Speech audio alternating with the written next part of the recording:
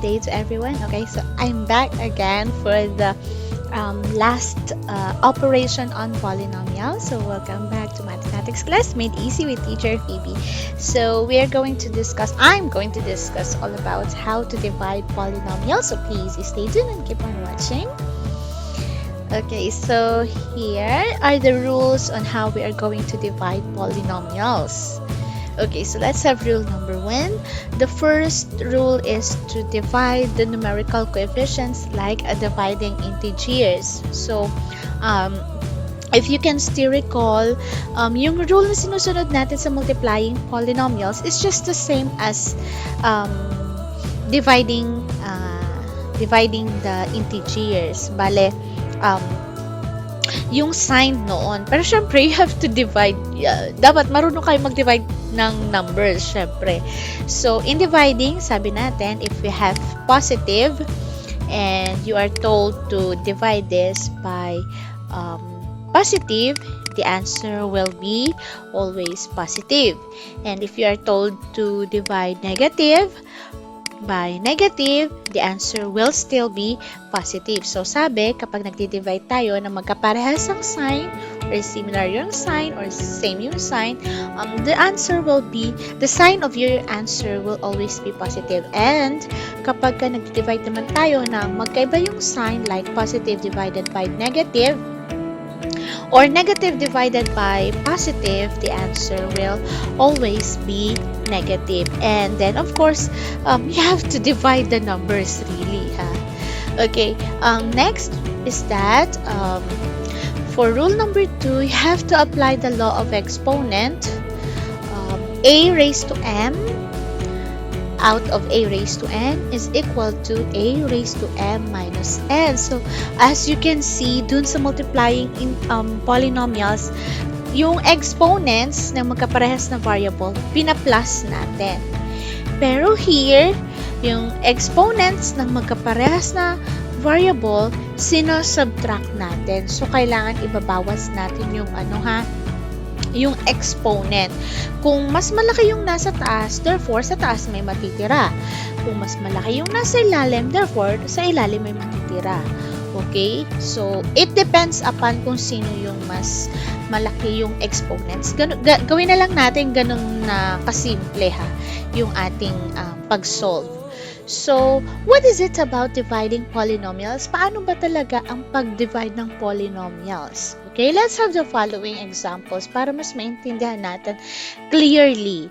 Okay, so I have here 15 a raised to 5 b squared divided by negative 5ab raised to 7. So, in dividing class, you can see a symbol of division sign here. Pero, in dividing, we have to write it in fraction kasi mas madali nating makikita kung yung location ba ng exponent, kung nasaan, saan tayo magbabawas, sino yung mas malaki, saan may matitira, kumbaga. Okay? So, we have to write it in fraction. And to write this in fraction, of course, kung sino yung nasa unahan, yun yung magiging numerator. So, we're going to have 15 a raised to 5 b squared out of, okay, so out of, yun na bali yung parang division natin, negative 5 a b raised to 7. And to answer this, sabi daw, of course, maglalagay tayo ng equal syempre. And so, nagdi-divide tayo ng monomial by a monomial. Very simple example lang muna yung present ko sa inyo kasi para at least papunta sa pahirap ng pahirap. Okay? So, again, in dividing, positive divided by positive is positive. Negative divided by negative is negative. Positive divided by negative, the answer is negative. Yun, matik wala tayong sinusunod na sign here. So, but then, dapat marunong kayo mag-divide. What is 15 divided by 5? That is 3. So, therefore, you are going to have negative 3. Now, take a look at this class. You have here, ang sunod mong gagawin is that you take a look at the similar, the variables. I mean, you have to take a look at your variables. Okay, so yung magkaparehas na variable, you have to subtract the exponents. Okay, so you have here a and a. Ang exponent ni a here is 5. Ang exponent ni a here is 1. And what do we do with it? Siyempre, dun tayo sa taas magbabawas. Dito tayo magbabawas ng ng 1. So therefore, maka-cancel out na to kasi wala nang matitira sa kanya. Ibig sabihin, magkakaroon tayo ng a raised to 4. Bakit naging 4? Kasi ano ba ang sagot sa 5 minus 1? Okay? So, then next, ang sunod natin gagawin ay take a look at the next variable. So, here, di ba, we have b and b. Ang exponent ni b here is 2. Ang exponent ni b sa ilalim, sa denominator, ay 7. Now, sino ba yung mas mataas? Si 7 o si 2? Si 7, di ba? And, for this point, si b raised to 7, nasa ilalim siya. So, if that is the case, maka-cancel out yung b square dito. Ibabawas natin siya doon sa b sa nasa ilalim. Therefore, magkakaroon tayo ng sagot na mayroong denominator. Okay? Kasi, meron tayong natirang b sa ilalim. Doon tayo magbabawas. Na ang exponent niya ay 5. Bakit naging 5? Kasi yung 2 binawas dun sa 7. And that is 5. And this is already your final answer. Okay? Next, let's have the following.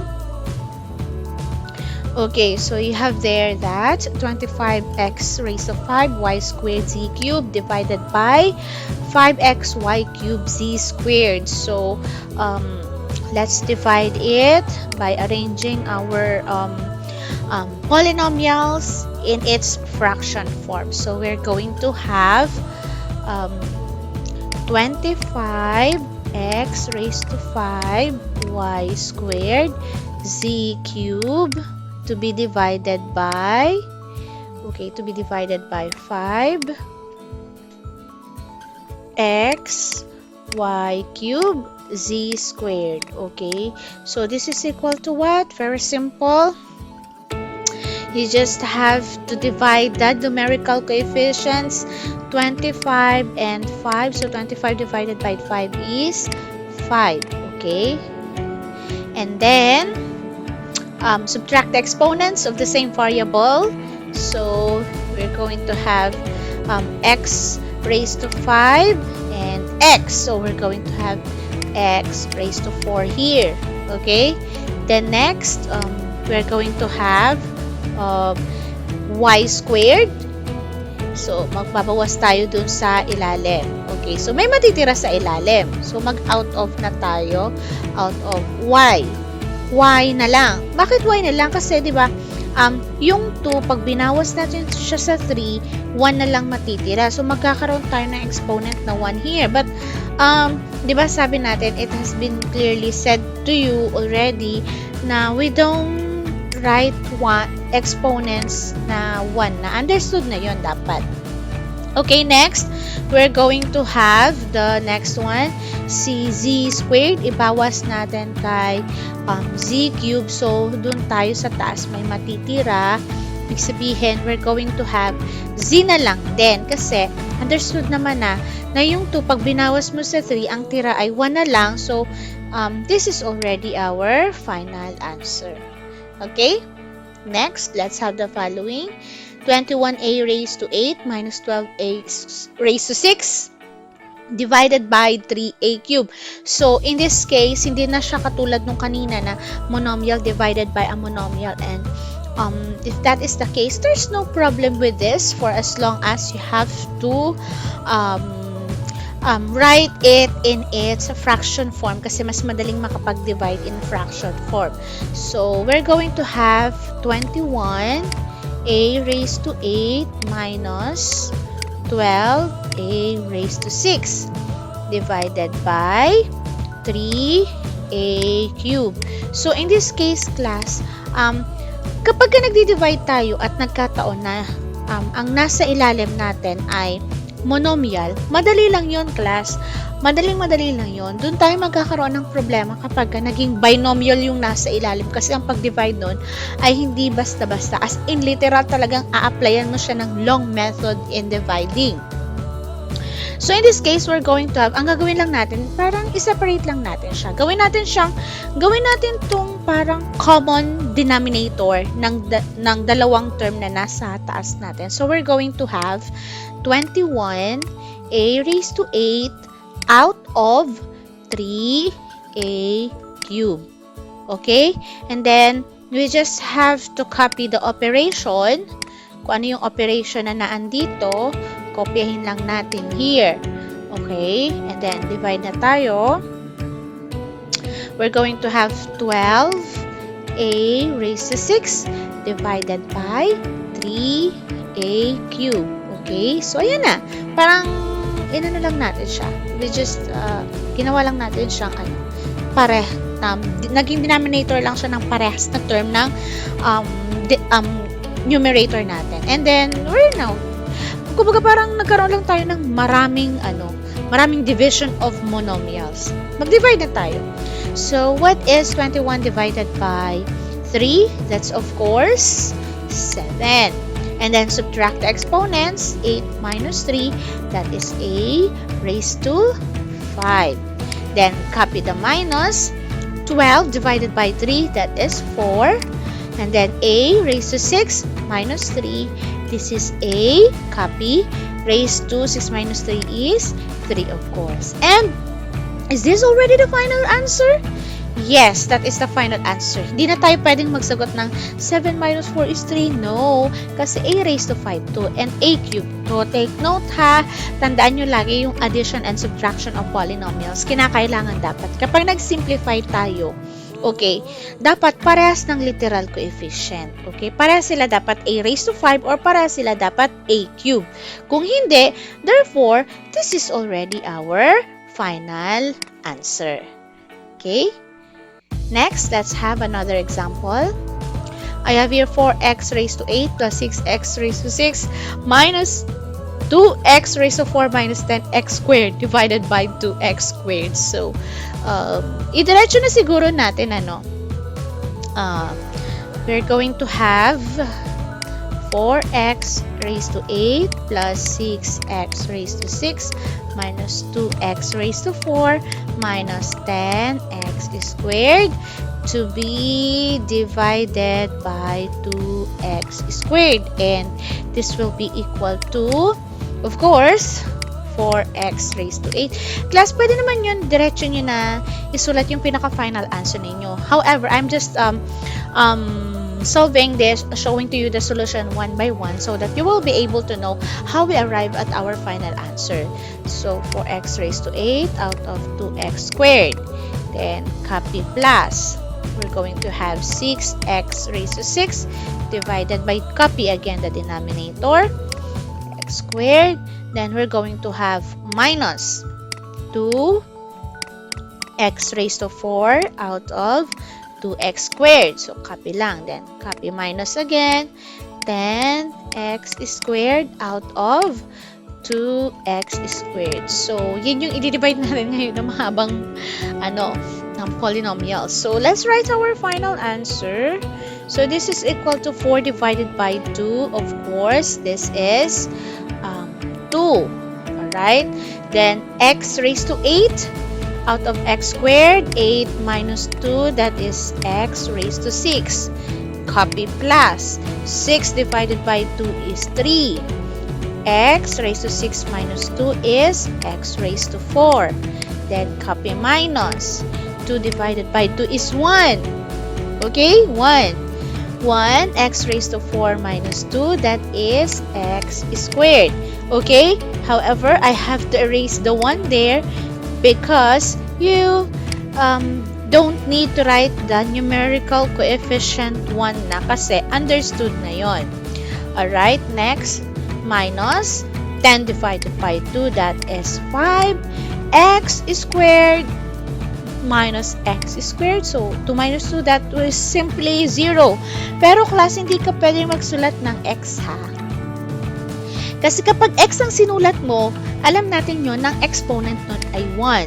So, kapag nagkataon na nag-subtract ka, 2 minus 2, the answer is 0, wala ka nang isusulat na variable. Simply, ano ang natitira? Constant. And that is already your final answer. Okay? So, that's it. Let's have more exercise. Medyo doon na tayo sa a little bit complicated. Okay?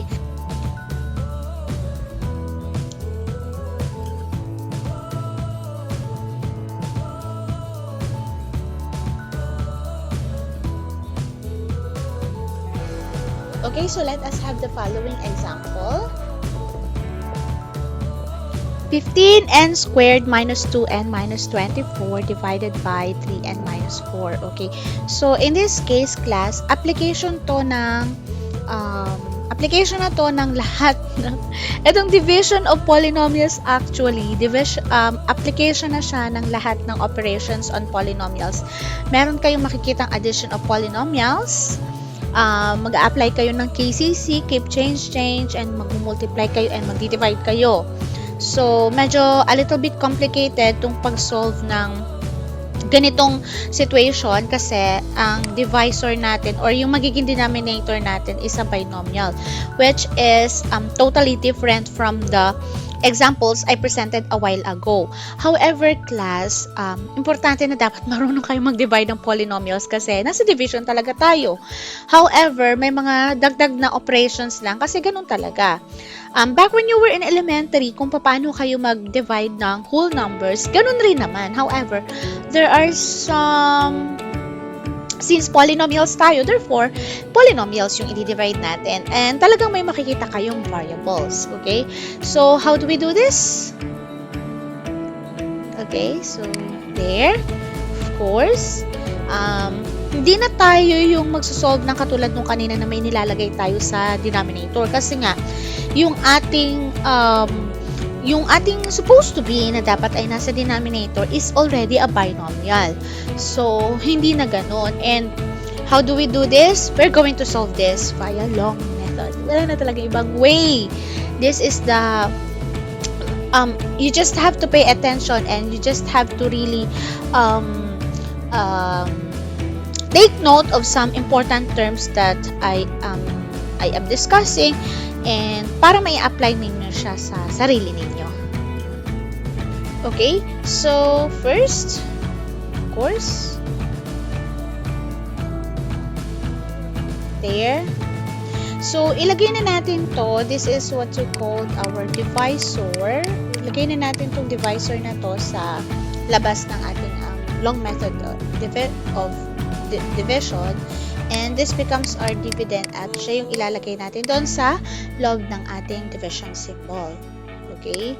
Dividend. Alright, so here we go. Ilalagay natin si 3n minus 4. I hope you can still clearly see kasi I'm using a pen tablet. Divided by 15 squared minus 2n minus 24. So, ganito ba talaga? Yes, there is no other way.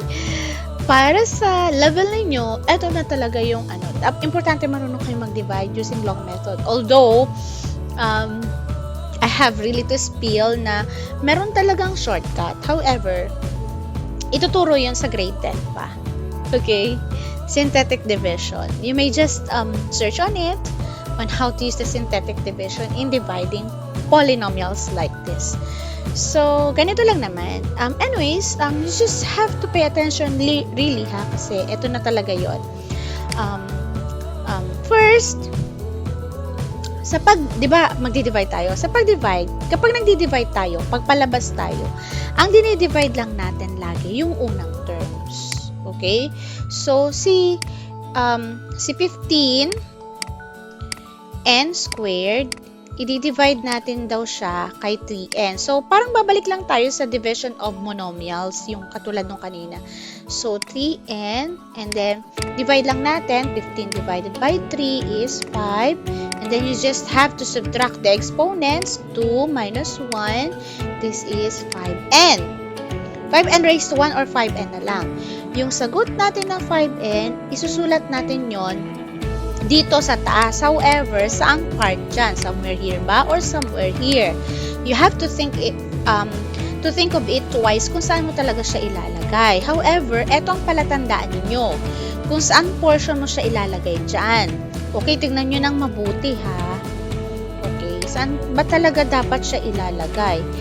Kung ilalagay natin siya dito, sa banda rito, okay, sa banda rito, anong napansin ninyo? Diba hindi naman sila magkatulad ng literal coefficient? N to, tapos n squared to. So, hindi mo siya pwede doon ilagay. Wala namang problema doon kahit mausog siya ng konti doon for as long as tama ka ng pagkaka-divide mo. Therefore, nasa tamang landas tayo. Okay? So, burahin natin doon si 5n kasi mali yun. Hindi natin siya pwede doon ilagay. Therefore, saan natin siya ilalagay? Doon sa kung saan magkaparehas. Kapantay niya yung kaparehas niyang literal coefficient na n. Okay? You may wonder, ma'am, bakit po dun sa whole number ay dun tayo sa unahan talaga naglalagay? Kasi naman class, ito ay polynomial. Okay? Same lang yung process, pero somehow at some point, there is a different way in dividing. Okay? So, nakapag-divide na tayo. Check na tayo doon. Ngayon, babalik tayo pababa. Sa pagbalik natin pababa, doon tayo sa dalawa magmumultiply. Ibig sabihin, si 5n natin, etong si 5n natin, dapat may divide natin siya both kay 3n at saka kay negative 4. Okay? Lagi po bang ganun? Yes po. So, dapat si 5n, okay, mai-times natin siya kay 3n minus 4. Okay? So, mag-times tayo. Diba sa pag-times natin, eto si 5n, tina-times natin kay 3n. Diba? Okay? Kumbaga, kung may ate ka, dito muna. So, 5 times 3, si 5, i-times natin kay 3, sagot 15. Tapos, di ba sa pag-multiply natin, anong ginagawa natin? Pina-plus natin yung exponent, di ba? So, yung n mo dito na may exponent na 1 at yung n mo dito na may exponent na 1, pina-plus natin yon. So, kopyahin si n, i-plus yung dalawang exponents. Okay? And then, hindi ka pa tapos. Dapat si 5n mo ulit dito, ma-times mo din siya kay negative 4. So, 5 times negative 4 is negative 20. Okay? So, negative 20. Kaya lang may n ka pa dito, diba? So, dapat may n ka din dito. Okay? So, kung medyo nalilito kayo dito sa bandang to ng pag-divide, pwede naman isa-isa ang pag-divide mo. Ang gawin mo, si 5n natin, i-times mo muna kay 3n. So, check natin ha kung mag-arrive tayo sa parehas na sagot.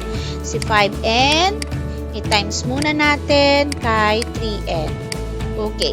5 times 3, sagot 15. n raised to 1, n raised to 1, n squared. Tapos, isulat mo siya dito. Okay? Yan. Ma'am, ganun po ba? Di ba ganun naman talaga ginagawa natin pag nag-divide tayo ng whole numbers, nilalagay natin agad doon sa ilalim. Okay? Take note, kay 3n pa lang tayo nakakapag-times. Si 5n mo ulit, i-times mo kay negative 4. So, 5n, i-times daw natin kay negative 4. Okay? 5 times negative 4, you may use a calculator to double check kung tama ka sa naisip kong sagot na negative 20. So, negative 20, pero may n ka pa, diba? Kaya lang walang kaparehas. It doesn't matter anyway. You just have to copy it. Okay? So, therefore, idudugtong mo dito, class, ha? Dugtong. Dugtong talaga. So, negative 20 n. Hindi pwedeng sa ilalim. Okay?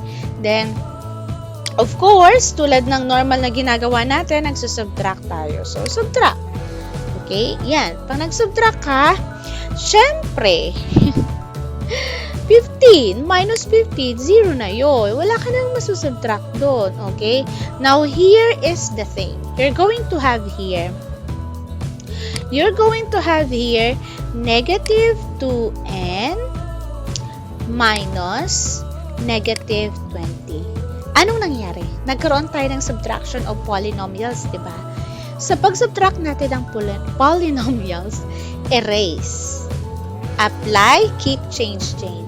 So, what we're going to do is that we are going to keep negative 2n. Change the sign of minus, gagawin natin siyang plus. Okay? Then, change natin yung nasa ilalim niya na minus, gagawin natin plus. Pero kung plus yun, gagawin mo siyang negative. Okay? So, ayan na. Bale, let me just clear things ha, para hindi kayo nalilito. Okay? So, let me just clear things. Okay, so nung nag-apply tayo ng KCC, ang nangyari ay nagkaroon tayo ng ganito. Okay, so ganyan yung nag-iitsura niya. Parang nawala yung minus natin, but it doesn't matter anyway kasi doon naman talaga tayo patungo eh. May mga bagay talagang magbabago along its way. So, we're going to have negative 2. So, eto class, nakapag-apply na tayo ng keep, change siya. So, negative 2 plus positive 20. Sa addition of polynomials, ano daw sabi natin? Kapag magkaiba ng sign, ibabawas natin yung maliit sa malaki. Okay? So, kita naman natin na magkaiba yung sign natin dito. Yung 2 natin ay negative, yung 20 ay positive. So, ibawas natin yung 2 sa 20. So, we're going to have 18. Okay? And then, follow the sign of the greater number. So, si 20, mas mataas siya and its sign is positive. So, therefore, we're going to have positive and you just copy the literal coefficient n. Okay? And then, back to when we were in elementary, what do we do after natin mag-subtract? Diba? Diba nagbe-bring down tayo? So, we have to bring down negative 24. Okay? Pagtapos mag-subtract, bring down. And then, next, what are you going to do na? Diba, babalik tayo ulit pataas. Pagbalik natin pataas, magdi-divide tayo. So, ano ba yung i-divide natin? So, laging tatandaan, kapag paakyat tayo, magdi-divide tayo ng isang term lang.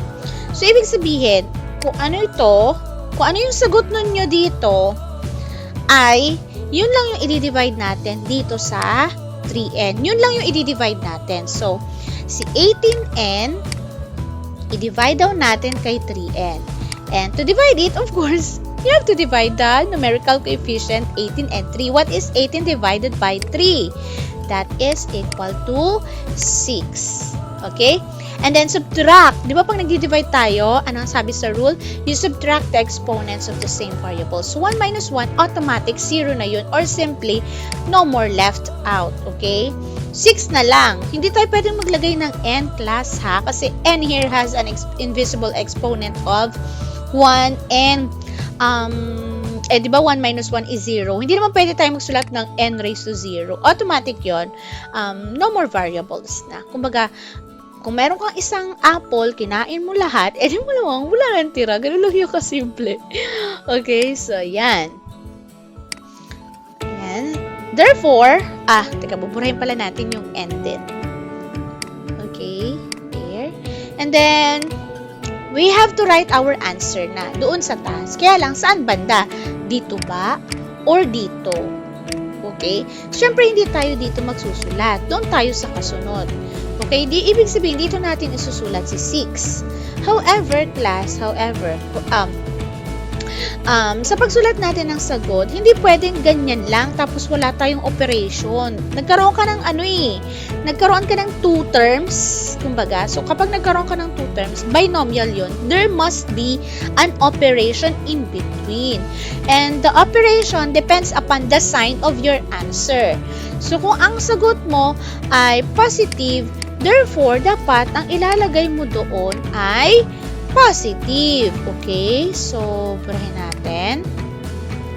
Yan, burahin natin. Ang ilalagay natin doon, positive. Or, syempre, ang ilalagay natin doon ay plus na. Okay? Yan. Tapos, pagkatapos mong makapagsagot, babalik ka na naman ulit pababa. Sa pagbalik mo pababa, take note ha, wala na tayong pakialam dito kay 5n. Nandito na tayo kay 6. Ibig sabihin, 6 or positive 6. Ibig sabihin, eto na lang si 6 ang i-consider natin. Okay? Eto na lang i-consider natin sa pag-multiply pababa. So, ita-times natin siya parehas kay 3n at saka kay negative 4. So, isa-isahin lang muna natin ha. Okay? So, isa-isahin natin. Si 6, ita-times natin siya kay, ano muna? Kay 3n muna. So, we're going to have 6. I-times natin kay 3n. Pababa na tayo ha, 3n. So, 6 times 3, this is equal to 18. And, wala namang kapareha si n. So, wala tayong i-add na exponent. So, you just copy n. Therefore, we're going to have 18n. And then, dito natin yun isusulat na sa ilalim. Ha? Dito sa ilalim. So, 18n. Okay? Then, subtract. Hindi pa tayo tapos kasi doon pa lang natin siya kay 3n na ita-times. Ulit, si positive 6, ita-times naman natin kay negative 4. So, positive 6, ita-times natin kay negative 4. So, this is what? Okay, so this is negative 24. Itutuloy natin yun doon, kumbaga karugtong lang. So, negative 24. And then, you're now ready to subtract. Okay? Siyempre, 18 minus 18, that will be already 0. And then, the next thing that you're going to do is to take a look at, nagkaroon tayo ng subtraction. So, you have to apply KCC. Matik yung class, pag nakakita ng subtraction, KCC agad. So, keep the sign, change the operation, change the sign. So, keep, magiging negative pa rin to. Change, magiging plus. Okay? Change, magiging positive. Okay? So, magiging positive na to. Okay? Papalitan na tong minus ng negative ng positive. So, now, let's solve. We're going to have what? We're going to have negative 24 plus positive 24. Ayan. Okay? So, you can see na negative yung isa, positive yung isa, magkaiba ng sign, magbabawas. Ang problema, pareha sila 24. So, kung nagbawas ka, edi malamang 0 yun. Kasi positive, magkaiba magkaiba ng sign, so bawas. Kaso mo, pareha sila 24, edi 0.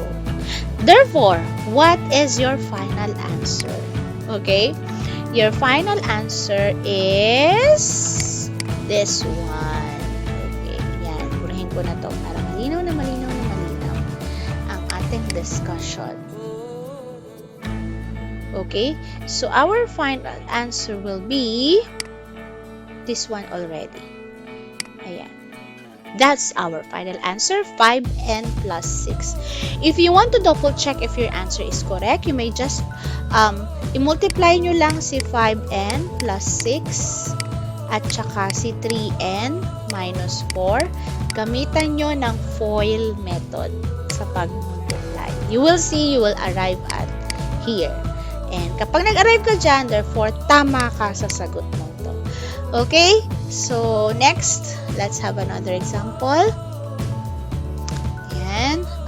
Mahaba to. Mahaba to ha. Okay. So, siguro bilisan ko lang ng konti, ano. Mahaba to. 4. So, you have 1, 2, 3, 4. This is a multinomial. And then, to be divided by x minus 2. Okay.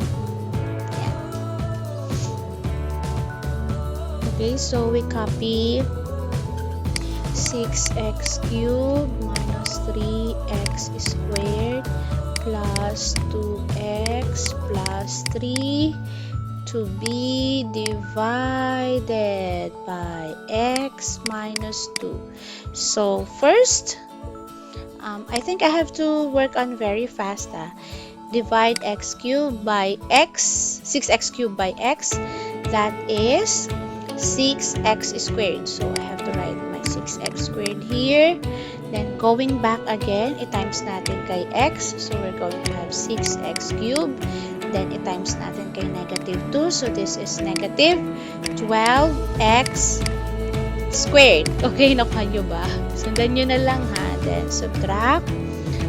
Syempre cancel. Apply KCC. Plus. Magiging plus. So, we're going to have negative 3 plus 12. So, magkaiba ng sign. Bawas tayo. So, we're going to have 9. Follow the sign of the greater number. So, we're going to have x squared. Break down to x. So, isa-isang pag-bring down. Then, next, divide again. So, pabalik tayo paakyat. Si 9x squared, i-divide natin kay x. We're going to have 9x. Positive 9x. So, positive 9x. And then, si 9x, i-times natin kay x. So, we're going to have 9x squared. I-times naman natin siya kay negative 2. So, we're going to have negative 18x. Then, subtract. So, syempre, ito ay makakancel. 0 na yan. Apply KCC, magiging positive to kasi change eh. So, magkakaroon tayo ng 20x here. Then, bring down plus 3. Okay? Then, I use different color. Okay. So, we're going to have 20x again. I-divide naman natin siya ngayon kay x. Okay, so 20x divided by x, that is simply 20. So, or positive 20, then si 20 times natin kay x. Okay, kay x. So, we're going to have 20x. Then si 20 times natin kay negative 2. We're going to have negative 40. Subtract. Okay, so, ayan. This will be apply keep change. So, 0 na to. Keep change. So, positive. Magiging positive 43. Okay? Kaya lang wala na tayong maibibring down. Therefore, our answer is this one. Okay, eto na yung final answer natin. Pero, hindi pa tapos kasi may tira ka, diba? So, remainder, may remainder ka. Remainder 43. Meron ka naman talagang remainder. Posible din dito ang remainder. Pero yung remainder mo, hindi lang kung ano yung nasa ilalim. Ang remainder mo ay 43 out of, kopyahin mo lang tong divisor mo. X minus 2. So, that's your remainder. Okay? Alright, so I think you've had enough. Napakinggan nyo na yung discussion ko all about division of polynomials, and kumpleto na tayo sa lahat ng operations natin. If you do have a question, you may just ask me during our synchronous class or synchronous time. Okay, so that will be all. Please don't forget to like, share, and subscribe if you haven't yet. And that will be all. God bless everyone. Bye-bye.